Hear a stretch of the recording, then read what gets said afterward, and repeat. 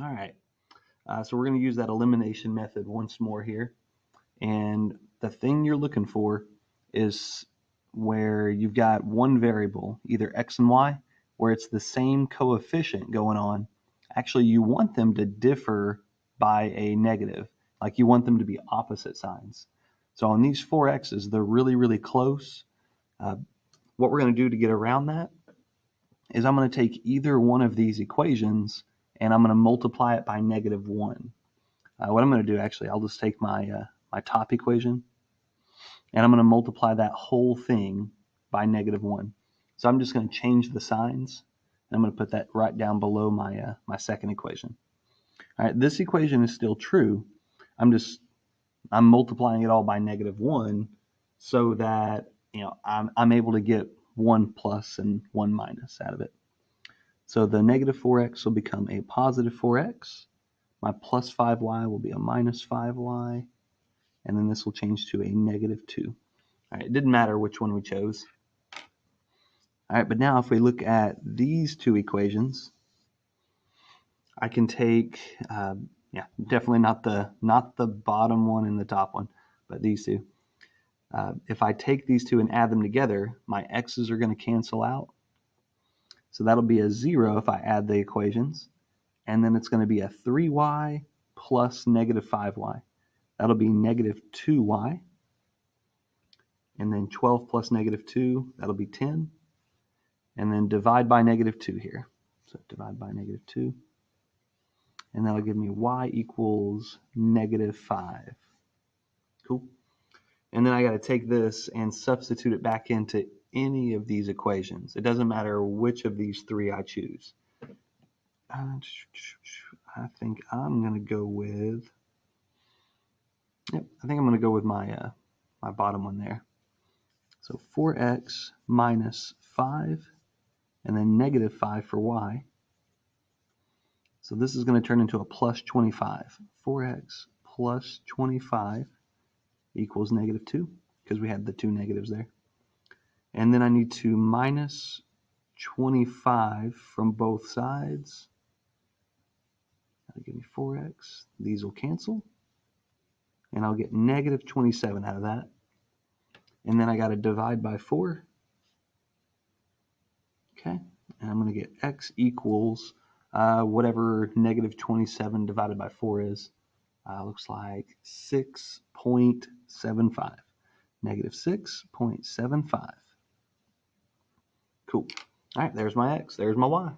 Of course, you'd want to plug it in and check. All right, make sure the equation balances and whatnot. All right, one more here. This one's going to look a little bit different. So the thing with this one is that the terms are all out of whack. They're all out of order. Typically, when you do the elimination method, it's nice if everything lines up vertically. Like we usually do this whenever they're in standard form. So, you have your x and then plus or minus, that's supposed to be a y there, and then equals a regular number. And then down below that, your other equation would also be in standard form. So it'd be like another number times x, another number times y, equals another number.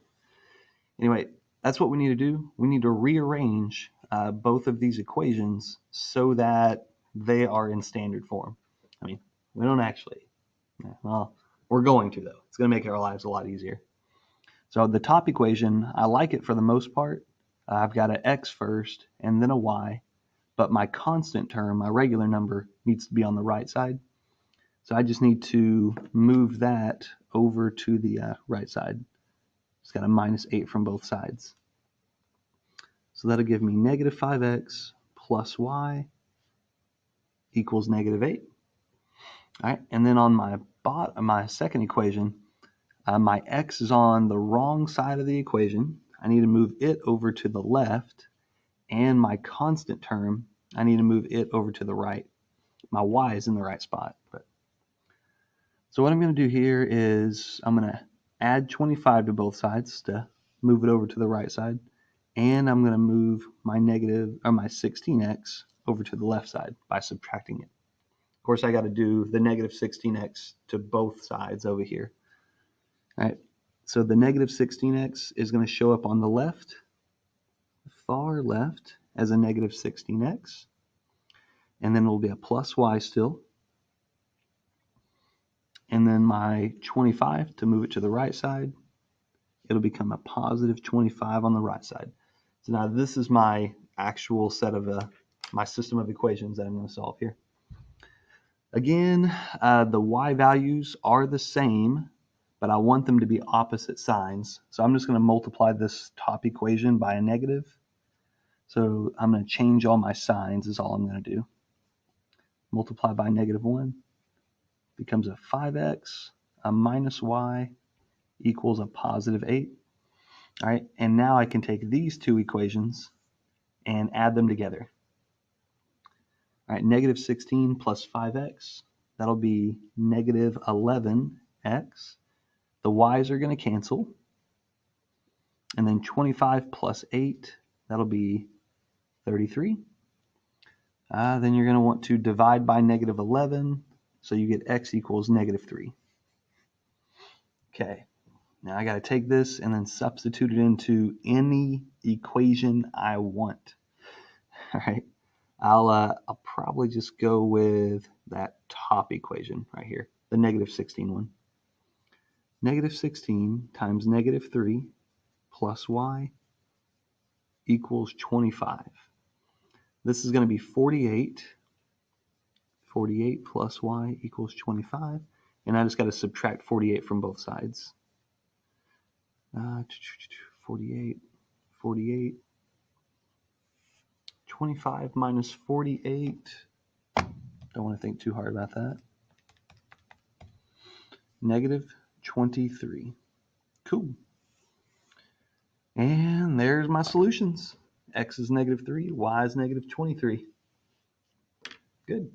So we've shuffled some terms around and we can play the same game. It's not too crazy.